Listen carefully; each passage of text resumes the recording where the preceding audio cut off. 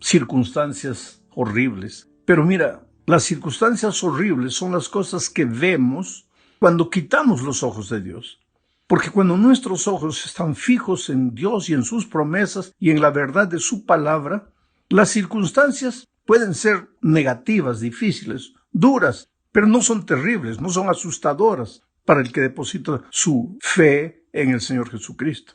Por eso vamos a estudiar esta semana una vez más sobre el poder autoritativo de nuestra teología, que es la Biblia. Hay mucha gente que se pregunta, si existe una sola Biblia, ¿por qué existen tantas iglesias, tantas religiones en el mundo? Tú sabes que en el mundo existen 9 grandes religiones, el cristianismo, el islamismo, el shintoísmo, el brahmanismo, en fin. Pero solo dentro del cristianismo hay por lo menos unas 5,000 subdivisiones y todas con la Biblia abierta. Ahora, si hay una sola Biblia, debería haber una sola iglesia. ¿Pero por qué este fenómeno? El problema, sabes, es la interpretación que los varios grupos religiosos le dan a la palabra de Dios. Hay factores que influyen en la interpretación bíblica. Por ejemplo, la tradición, la cultura, la experiencia personal, la razón. No hay duda de que cada una de ellas afecta de alguna manera nuestra interpretación de la palabra de Dios. Pero la pregunta es, ¿hasta qué punto eso es correcto? ¿Hasta qué punto es correcto que la tradición, la cultura, la experiencia personal influyan en nuestra interpretación de la palabra de Dios? Pues ese es el tema de esta semana. Veamos primero el tema de la tradición. ¿Qué es la tradición? El diccionario define tradición de la siguiente manera. Tradición es la transmisión de noticias, literatura popular, doctrinas, ritos, usos y costumbres que se mantienen de generación en generación. En realidad, la tradición está formada por las pautas silenciosas de convivencia que una comunidad considera dignas de guardar y mantenerse de generación en generación. De este modo, esas pautas silenciosas se constituyen en parte integral de los usos y las costumbres de esa comunidad, para que sean aprendidas por las nuevas generaciones como un legado cultural. O sea, tradición, en unas palabras simples, es todo lo que nuestros padres, abuelos, bisabuelos hicieron y que nosotros continuamos haciendo porque ese legado fue pasado del bisabuelo al abuelo, al papá y llegó hasta nosotros. Ahora, la tradición, mira, mi amigo querido, la tradición en sí no es mala. Nos puede ayudar a mantenernos conectados a nuestras raíces y es bueno que lo estemos, porque cuando tú te olvidas de tus raíces, de cierta manera pierdes tu identidad. Lo que te da seguranza para avanzar al futuro es saber de dónde vienes, quiénes son tus padres, tus abuelos, tus bisabuelos, cómo vivían ellos, cuál era la cultura de ellos. Y es justamente por causa de eso que la tradición pues juega un papel importante en la vida religiosa de una comunidad y de los miembros de esa comunidad. Sin embargo, la tradición involucra también algunos peligros. Veamos, por ejemplo, el problema de una tradición buena que los judíos tenían, que con el tiempo se volvió un peligro para la vida espiritual de ellos mismos. Marcos 7, 3 y 4 dice: porque los fariseos y todos los judíos, aferrándose a la tradición de los ancianos, si muchas veces no se lavan las manos, no comen. Y volviendo a la plaza, si no se lavan, no comen. Y otras muchas cosas hay que tomaron para guardar, como los lavamientos de los vasos de beber y de los jarros y de los utensilios de metal y de los lechos. Ahora yo te pregunto a ti, mi amigo, ¿estaba errada esta tradición de los judíos? Completamente no, claro que no. Hoy, en tiempos del coronavirus, ¿tú crees que los judíos estaban equivocados? Claro que no. Ellos no comían si no se lavaban las manos. Ahora, el problema fue que con el tiempo esa buena costumbre de lavarse las manos antes de comer, esa buena costumbre que había pasado de una generación a otra, se empezó a volver una especie de regla de fe y de valor espiritual. El judío, en aquellos tiempos, podía estar mal espiritualmente, viviendo en pecado escondido. Pero si se lavaba las manos en público antes de comer, ya se sentía un buen cumplidor de la tradición y, por tanto, con derecho al reino de los cielos. Por eso, en cierta ocasión, cuando los discípulos no se lavaron las manos antes de comer, los judíos le preguntaron a Jesús, ¿por qué tus discípulos no se lavan las manos? Y entonces Jesús respondió lo que está en Marcos 7, 6 y 7. Respondiendo él les dijo, hipócritas, bien profetizó de vosotros Isaías, como está escrito, este pueblo de labios me honra, mas su corazón está lejos de mí, pues en vano me honran, enseñando como doctrinas mandamientos de hombres. ¿Tú te das cuenta? Esa buena costumbre de lavarse las manos antes de comer, para los judíos se había vuelto una especie de requisito de salvación. Ahora, no hay nada de malo en lavarse las manos, hay que hacerlo. Es higiénico, es por tu salud, pero de ahí a pensar que si no te lavas las manos te vas a perder y no tienes derecho a la salvación, hay kilómetros y kilómetros de distancia. El problema en la tradición en los tiempos de los judíos fue que tomaron las costumbres buenas y las hicieron regla de fe. Y este es el peligro que puede suceder con nosotros hoy. Ahora, lo más triste de todo es que la tradición tiende a aumentar con el tiempo, va acumulando cada vez más detalles a los aspectos que originalmente formaban una costumbre original. De generación en generación van aumentando detalles y entonces van deformando la buena tradición. Estas tradiciones humanas en los tiempos de Cristo, aunque eran promovidas por los ancianos respetados, es decir, por los líderes religiosos de la comunidad judía, no eran ni podían ser iguales a los mandamientos de Dios. Pero esas tradiciones humanas de los judíos, a la larga, llegaron a un punto en el que, como dijo Jesús, invalidaron la palabra de Dios. Ahora viene una pregunta interesante. ¿Cómo distinguimos nosotros entre la palabra de Dios y la tradición humana? ¿Por qué es tan importante que hagamos esta distinción? Bueno, la tradición generalmente es la suma de buenas costumbres del pasado que nuestros abuelos, bisabuelos hicieron, practicaron, que fueron pasando de una generación para otra, involucraban amor, cariño por nuestras raíces, pero esas costumbres no están basadas en la palabra de Dios, sino en las costumbres de los antepasados. Nuestra fidelidad, querido, no tiene que estar limitada a lo que hicieron nuestros abuelos y bisabuelos. Necesitamos ser leales al Dios vivo que ha revelado su palabra o su voluntad en la palabra escrita. Por lo tanto, la Biblia ejerce una autoridad que reemplaza a todas las tradiciones humanas. La Biblia está por encima y por sobre todas las tradiciones, incluso por encima de las tradiciones buenas.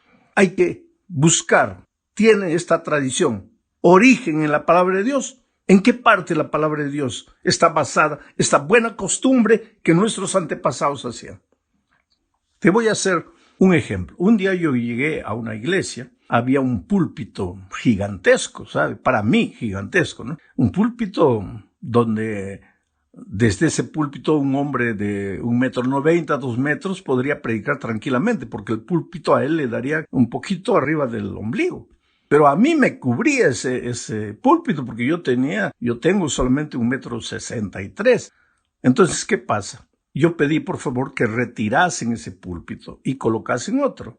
Y los hermanos ancianos de la iglesia, con todo cariño, con todo respeto, me dijeron, pastor, no podemos mover ese púlpito porque los pastores pioneros predicaban desde ese púlpito. Y lógicamente, los pastores pioneros eran americanos que medían 1,90 m, 2 metros. Entonces, para ellos estaba perfecto el púlpito. Pero yo soy, un peruano que mide 1,63 m. Para mí ya no estaba bien el púlpito, pero estos hermanos creían, y mira, la buena costumbre del tiempo pasado se había hecho una especie de regla de fe. Hoy día no importaba cuánto tú midieses, tenías que colocarte atrás de un púlpito gigantesco. Quiere decir, si tocabas eso era pecado, era un atentado contra nuestra historia, contra nuestros pioneros, contra lo que nuestros padres nos enseñaron. Ahí está el ejemplo.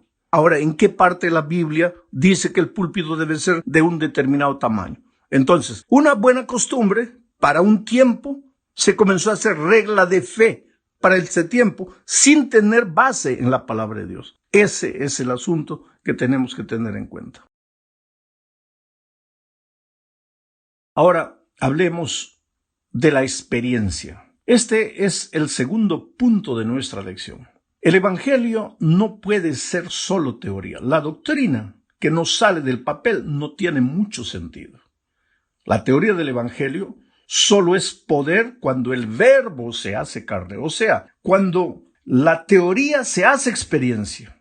La experiencia es la teoría hecha vida. Primero nacen las emociones en el corazón, después se transforma en acción. El cristianismo tiene que ser sentido, gustado, probado y después vivido. Eso es experiencia. Es lo que sientes y que te empuja a la acción, a vivir. La experiencia es aquello por lo que darías la vida. Sin embargo, la experiencia no puede ser la esencia ni el fundamento de nuestra fe. No puedes quedarte esperando que Dios te hable personalmente a tu propia experiencia cuando Dios ya te habló a través de su palabra. No puedes basar tu conducta cristiana en lo que sientes, sino en lo que la palabra de Dios dice. El sentimiento no está por encima de la palabra de Dios. Observa lo que dice Pablo en 2 Corintios, capítulo 11, versículo 3. Pero temo que como la serpiente con su astucia engañó a Eva, nuestros sentidos sean de alguna manera extraviados de la sincera fidelidad a Dios. Percibe el raciocinio de Pablo. La serpiente con astucia engañó a Eva. Y Pablo dice, mi temor es que nuestros sentidos, nuestros sentimientos, así como la serpiente, de manera astuta nos desvíen de la sincera fidelidad a Cristo. Tú puedes ser hasta sincero, pero si basas tu vida cristiana solo en lo que sientes, estás mal. Veamos el caso del paralítico, por ejemplo, en el tanque de Bethesda. Estaba paralítico, no podía andar, 38 años sin andar. Vino la palabra de Dios. Jesús le dijo, levántate, toma tu lecho y anda. Pero el paralítico no sentía nada, no sentía que estaba curado, estaba paralítico.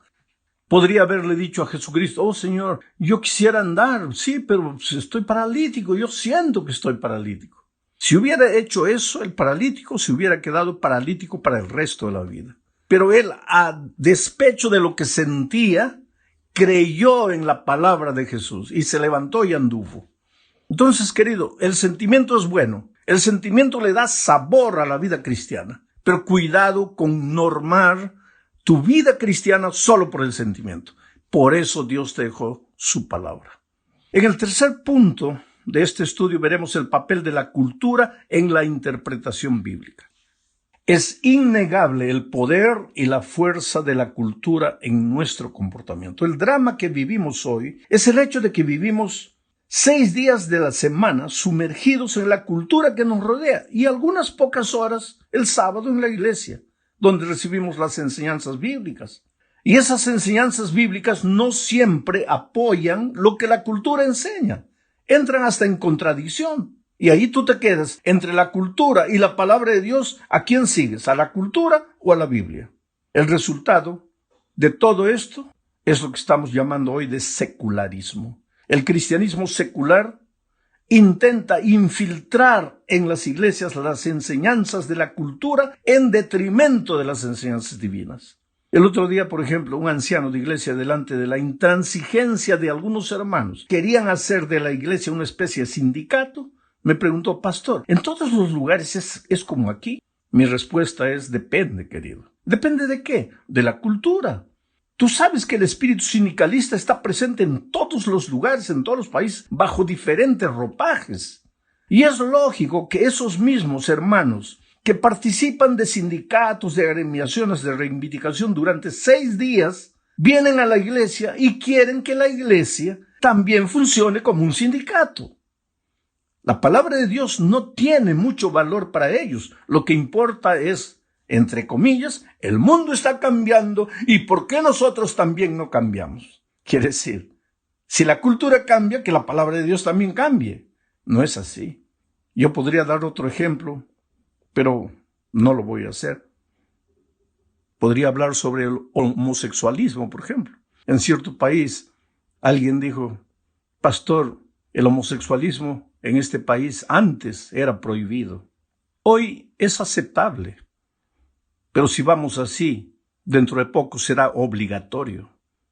¿Tú te das cuenta? La cultura cambió.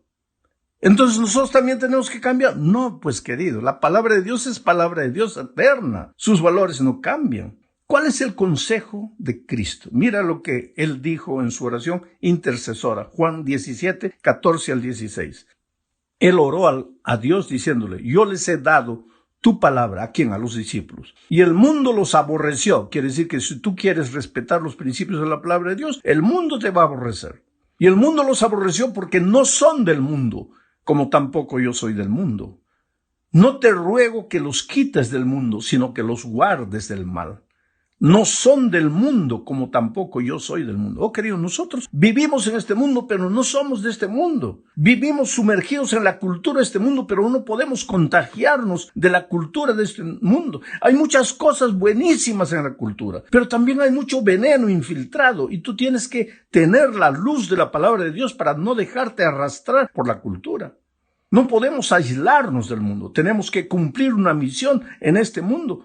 Pero mira lo que la sierva de Dios escribió en Consejos para Mayordomía, página 306. Los seguidores de Cristo han de estar separados del mundo en sus principios e intereses, pero no deben aislarse del mundo. El Salvador trataba constantemente con los hombres, no para alentarlos en alguna cosa que no estuviese de acuerdo con la voluntad de Dios, sino para elevarlos y ennoblecerlos. Si tú vas a una rueda de amigos, que sea para que tu influencia los lleve a Cristo y no para que la influencia de ellos te sumerja a ti en una cultura que no tiene Dios y que no respeta a Dios. Vamos al cuarto punto, se nos está yendo el tiempo. El papel de la razón y la interpretación bíblica. Leamos 2 Corintios capítulo 10, versículo 5. Derribando argumentos y toda altivez que se levanta contra el conocimiento de Dios y llevando cautivo todo pensamiento a la obediencia a Cristo.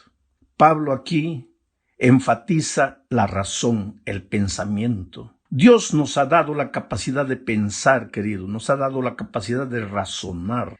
Cada actividad humana, cada argumento teológico supone nuestra capacidad de pensar y sacar conclusiones. Nosotros no respaldamos como iglesia una fe irracional. Sin embargo, a partir de la Revolución Francesa, la humanidad cambió. La razón humana asumió un papel nuevo y dominante en la humanidad. En la Francia del siglo XVIII, un grupo extremista propuso abolir el culto a Dios y sustituirlo por el culto a la razón. Se llegó a celebrar un culto a la razón en la Catedral de Notre Dame, en París, en la cual una hermosa actriz desempeñó el papel de la diosa razón. La historia nos cuenta también que Francia desató una guerra terrible con el fin de destruir al pueblo de Dios y a su palabra.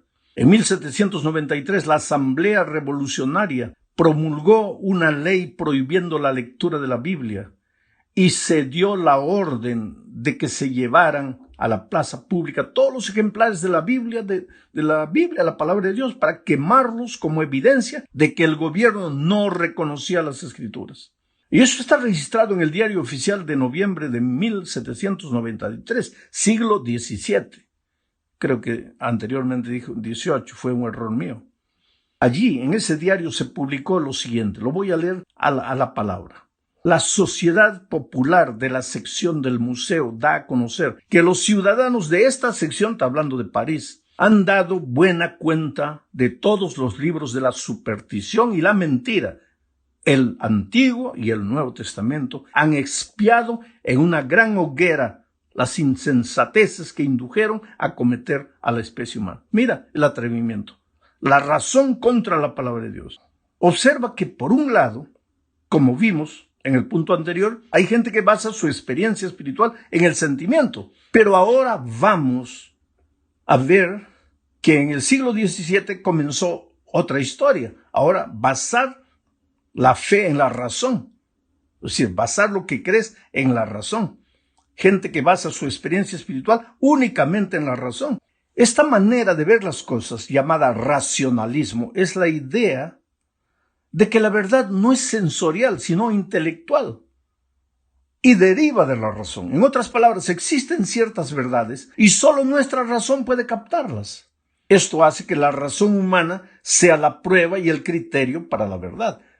La razón se convirtió en la nueva autoridad ante la cual todo lo demás debe inclinarse, incluyendo la autoridad de la Iglesia y, lo que es más grave, la autoridad de la palabra de Dios. En el siglo pasado hubo un teólogo llamado Rudolf Bultmann. Él falleció en 1976. Él fue autor de la famosa teoría denominada la desmitologización de la Biblia. ¿Qué quiere decir eso? Él decía, si vamos a evangelizar en esta cultura del raciocinio a las personas, tenemos que sacar de la Biblia todo lo que va contra la razón, todo lo que parece mito, todo lo que parece historia para niños, los milagros, que Moisés abrió el mar rojo, que Jesús anduvo por encima del agua. No, hay que sacar eso, porque con eso, ¿cómo vamos a evangelizar a gente que es culta, que es intelectual, que raciocina? Y mira que este era un teólogo. Ahora, queridos, si nosotros le sacamos a la Biblia todo lo que no entra en la razón, pues no te va a quedar nada, porque la Biblia no es un libro solo para raciocinar, es un libro para creer, para tener fe, para ejercitar la fe. No la fe en los hombres, no la fe en conceptos humanos, sino la fe en un Dios todopoderoso que nunca falla. Llegamos al fin de este estudio hablando de la autoridad de la Biblia. La Biblia es un libro absoluto porque es la palabra de un Dios absoluto. Ahora, esto ya viene contra la cultura relativista en la que vivimos, porque hoy día dice, no, la verdad es relativa, cada uno tiene su verdad. Pero la palabra de Dios dice, no, Dios es absoluto, su palabra es absoluta y cada uno no tiene su verdad, solo existe una verdad. Jesucristo dijo, yo soy el camino, la verdad y la vida. Entonces nuestra fe tiene que estar documentada únicamente en la palabra de Dios. Podemos sacar buenas cosas de la razón, de la experiencia, buenas cosas de la tradición, pero nada sustituye a lo que la palabra de Dios dice.